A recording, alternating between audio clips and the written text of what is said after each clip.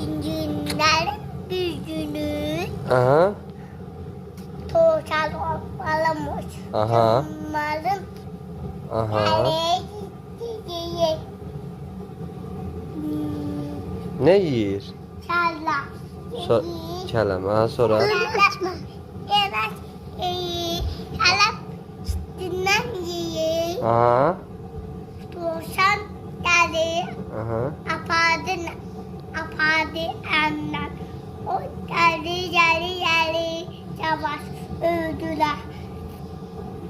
Tu. Aha. Toşan geldi. Ya çatalı.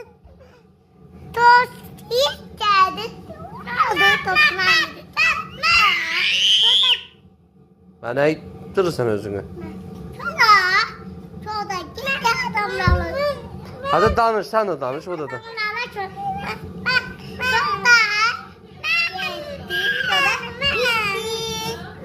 Hayır, nereye sen danış.